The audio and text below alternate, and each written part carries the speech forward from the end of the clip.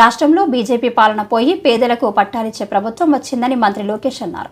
మంగళగిరి నియోజకవర్గంలో మన ఇల్లు మన లోకేష్ కార్యక్రమానికి ఆయన శ్రీకారం చుట్టారు.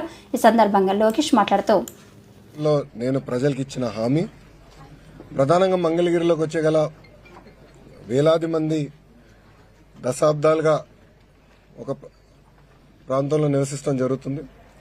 వాళ్ళందరూ కోరింది ఒకటే, మళ్ళీ మీరు వేరే ప్రాంతాల్లో మమ్మల్ని తరలిస్తే మళ్ళీ మేము అక్కడ ఇల్లు కట్టుకోవాలా, అంతేకాకుండా అక్కడికి వెళ్లాలన్నా రావాలన్నా ఇబ్బంది పడుతున్నాం, మేము ఎక్కడ నివసిస్తున్నాం అదే రెగ్యులరైజ్ చేయండి మాకు అని పదే పదే వాళ్ళని కోరటం జరిగింది.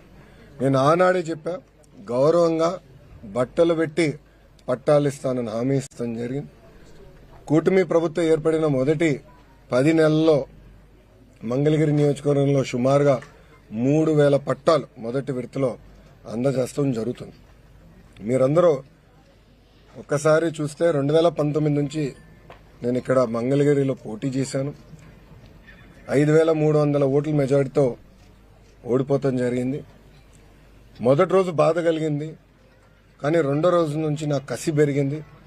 ఓడిపోయిన దగ్గరనే కష్టపడాలి, ప్రజల మనసు తిరిగి గెలుచుకోవాలి, ప్రజల కోసం అహర్నిశలు సేవ చేయాలి లక్ష్యంతో నేను పనిచేస్తాం జరిగింది. 2019 నుంచి 24 వరకు సొంత నిధులు ఖర్చు పెట్టి దాదాపు 26 సంక్షేమ అభివృద్ధి కార్యక్రమాలు మంగళగిరి ప్రజల కోసం నేను చేస్తాం జరిగింది. ఒక పక్కన వాళ్ళ ఆరోగ్యం కానివ్వండి, దాని ఆరోగ్యం కోసం ఎన్టీఆర్ సంజీవిని పేరుతో తాడిపల్లిలో క్లినిక్, మంగళగిరిలో క్లినిక్, దుగ్గిరాలకి ఒక మొబైల్ క్లినిక్ కూడా నేను ఏర్పాటు చేస్తాం. దాంట్లో ఉచితంగా మందులు ఇప్పుడు కూడా అందజేస్తున్నాం. ఊర్లో ఎవరైనా పెళ్లి జరిగితే వాళ్ళకి బట్టలు పెట్టే బాధ్యత మేము తీసుకున్నాం. ఇంతేకాకుండా గత ప్రభుత్వం తాగునీరు కనీసం వాటర్ ట్యాంకర్ ఇచ్చే పరిస్థితి లేకుండా పోయింది. వాటర్ ట్యాంకర్లు పెట్టి ఉచితంగా నీరు కూడా అందిస్తాం జరిగింది. వర్షాకాలం వస్తే కొన్ని ఏరియాలో గత ప్రభుత్వం కొంచెం డస్ట్ వేసేదానికి లేదంటే గ్రావెల్ పోసేదానికి కూడా ఇబ్బంది పడితే అది కూడా చేస్తాం జరిగింది. కోవిడ్ వచ్చినప్పుడు ఆక్సిజన్ అందజేస్తాం, టెలిమెడిసిన్ కానివ్వండి, ఇదంతా చేసుకుంటా వచ్చాం. ఇట్లా 26 సంక్షేమ అభివృద్ధి కార్యక్రమాలు చేస్తాం జరిగింది. అన్నట్టు స్పోర్ట్స్ పెద్ద ఎత్తున మంగళగిరి ప్రీమియర్ లీగ్తో చేస్తాం జరిగింది. 3 రౌండ్లు చేశాం. ప్రతి గ్రామానికి ఒక కిట్ ఇచ్చి పిల్లల్లో పోటీతత్వం పెంచి ఎక్కువ ఒక ప్రీమియర్ లీగ్ ఏర్పాటు చేయాలని చేశాం. అంతేకాకుండా ఒక ప్లే గ్రౌండే ఏర్పాటు చేసి ప్రాక్టీస్ కానీ ట్రైనింగ్ కూడా ఆనాడు ఏర్పాటు చేస్తాం జరిగింది. ఇట్లా 26 కార్యక్రమాలు గతంలో చేశాం. 2024 ఎన్నికల్లో మంగళగిరి ప్రజలందరూ నేను కోరింది ఒకటే, ఏ మెజారిటీ అయితే నేను ఓడిపోయానో దాని పక్కన ఒక 0 పెట్టి అదే మెజారిటీ నేను గెలిపించాలని నేను కోరాను. వాళ్ళందరికీ ఒకటే చెప్పాను, నాకు మీరు ఎంత ఎక్కువ మెజారిటీ ఇస్తే నాకు అంత బలం వస్తుంది, మీకోసం నేను పని చేయగలుగుతాను. అవసరమైతే అటు ముఖ్యమంత్రి గారితో ఇటు పవన్ అంతా కూడా నేను పోరాడి నిధులు తీసుకొచ్చి అభివృద్ధి చేస్తానని హామీ ఇస్తాం జరిగింది. ఎవరు ఊహించిన విధంగా ఆంధ్ర రాష్ట్ర చరిత్ర తిరిగి రాసింది మంగళగిరి నియోజకవర్గం. మొన్న ఎన్నికల్లో ఆంధ్ర రాష్ట్ర చరిత్రలోనే ఎప్పుడు రాని విధంగా 3 నియోజకవర్గాల మెజారిటీలు వచ్చినాయి. మొదటిది గాజువాక నియోజకవర్గం, రెండోది భీమిలి నియోజకవర్గం, మూడోది మంగళగిరి నియోజకవర్గం. సో 91,000 పైచిలక మెజారిటీతో ప్రజలు నన్ను ఆశీర్వదించి దీవించి నన్ను గెలిపించారు. సో నా పైన ఆ మెజారిటీ వల్ల బాధ్యత పెరిగింది, పనిచేయాలన్న కసి పెరిగింది. సో మేము కూడా ఇప్పుడు అనేక కార్యక్రమాలకి శ్రీకారం చుట్టాం. మొదటిది మీరు చూస్తే స్వచ్ఛ మంగళగిరి పేరుతో భారతదేశంలోని అన్ని కార్పొరేషన్లో స్వచ్ఛతలో మంగళగిరి నంబర్ 1 నిలబడాల లక్ష్యంతో మేము పనిచేస్తున్నాం. అంతేకాకుండా పార్కులు కానివ్వండి, ప్లే గ్రౌండ్లు కానివ్వండి, రైతు బజార్లు కానివ్వండి, భూగర్భ డ్రైనేజ్, భూగర్భ వాటర్, భూగర్భ గ్యాస్, భూగర్భ విద్యుత్ కూడా అందజేసడానికి ప్రాజెక్ట్ రెడీ అయింది. మే జూన్ మాసం నుంచి ఆ కార్యక్రమం కూడా మేము ప్రారంభించబోతున్నాం. దాంతోపాటు శ్మశానాల అభివృద్ధి కూడా ఒక కార్యక్రమంగా తీసుకున్నాం. ఆంధ్ర రాష్ట్రంలోనే మోడర్న్ రైతు బజార్ మంగళగిరి నియోజకవర్గాల్లో కట్టేదానికి ఆల్రెడీ ప్లాన్స్ అని రెడీ చేసుకున్నాం.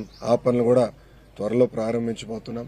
ఇక్కడ లక్ష్మీ నరసింహస్వామి గుడి కూడా ఆధునీకరణ చేసేదానికి కూడా అనేక డిజైన్స్ అన్ని ఇప్పుడు ఫైనలైజ్ కూడా మేము చేస్తాం జరిగింది. ఇక్కడ శ్రీనివాస్ అన్న ఉన్నారు, ఏపీఎస్ ఎంఐడిసి చైర్మన్ గా ఆయన కూడా ఉన్నారు. మంగళగిరి ప్రజల కళ 100 పడకల ప్రభుత్వ ఆసుపత్రి, అది కూడా మొన్న శాంక్షన్ చేయించుకుని కేబినెట్ లో దాన్ని కూడా త్వరలో శంకుస్థాపన అయిపోతున్నాం. కేవలం ఒక ప్రభుత్వ హాస్పిటల్ గా మేము అది భావించట్లేదు, ఒక మోడర్న్ హాస్పిటల్ గా ఏదైతే ఇతర దేశాల్లో ఒక బాంబేలోనో లేదంటే ఒక హైదరాబాద్ లో ఎట్లయితే మోడర్న్ హాస్పిటల్ చూస్తామో, జోనింగ్ ఎట్లా జరుగుతుందో అది మైండ్ లో పెట్టుకుని ఆ లేఅవుట్ల పైన దాదాపు ఒక 5-6 సార్లు మేము కూర్చుని ఒక్కొక్కటి రివ్యూ చేసుకుని కూడా చేస్తాం జరిగింది. సో ఇట్లా సుమారుగా ఒక 50 కార్యక్రమాలు అంటే అభివృద్ధి కార్యక్రమాలు ఎన్డీఏ ప్రభుత్వం ఇక్కడ మంగళగిరి నియోజకవర్గం కోసం ప్రత్యేకంగా చేస్తాం జరుగుతుంది. ఇది కేవలం ప్రభుత్వ నిధులపైనే కాదు, ఒక సిఎస్ఆర్ నిధులు అవచ్చు, లేదంటే లోకల్గా ఉన్న దాతలతో కావచ్చు, వాళ్ళందరితో చర్చించి మాట్లాడిన తర్వాతనే మేము నిర్ణయం తీసుకుంటున్నాం. మంగళగిరి అంటే చేనేత, చేనేత అంటే మంగళగిరి. కానీ ఒక వాస్తవం మనం అందరం ఆడుకోవాలి ఏంటంటే మగ్గాలు తగ్గిపోయినాయి, దానికి చెక్ పెట్టాలి. మగ్గాలు పెంచాలంటే ట్రైనింగ్ కావాలి, డిజైనింగ్ జరగాలి, లేటెస్ట్ టెక్నాలజీకి వెళ్ళాలి అనే లక్ష్యంతో మన చేనేత సోదరులకి ఇక్కడ ఒక common facility centre, designing, printing, intricate work చేసేదాన్ని కూడా దాన్ని కూడా వాళ్ళ భూమి అవసరం ఉంటే అది ఎండోమెంట్ భూమి అవుతే వాళ్ళని రిక్వెస్ట్ చేసి లీజుకి తీసుకుని కేంద్ర ప్రభుత్వ సహకారంతో అది ఏర్పాటు చేస్తున్నాం. ఇక్కడ మాకు స్వర్ణకారులు కూడా ఎక్కువ శాతం మంది ఉన్నారు, వాళ్ళ కోసం ప్రత్యేకంగా జెమ్స్ అండ్ జ్యువెలరీ పార్క్ కోసం డిజైన్ చేస్తున్నాం. అంటే డిజైనింగ్ కానివ్వండి, మ్యానుఫ్యాక్చరింగ్, రీటైలింగ్, ఈ మూడు ఒక 75 ఎకరాలు ఇంటిగ్రేటెడ్ పార్క్ కింద చేయాలని లక్ష్యంతో అక్కడ ఎక్కువ శాతం స్థానికులకు అవకాశం కల్పించాలనే లక్ష్యంతో ఎన్డీఏ ప్రభుత్వం పనిచేస్తుందని మంగళగిరి ప్రజలందరికీ తెలుపుకుంటూ, నా పైన మీరందరూ ఒక పవిత్రమైన బాధ్యత పెట్టారు. ఆ బాధ్యతతో నేను పనిచేస్తున్నాను. ఎన్నికలప్పుడు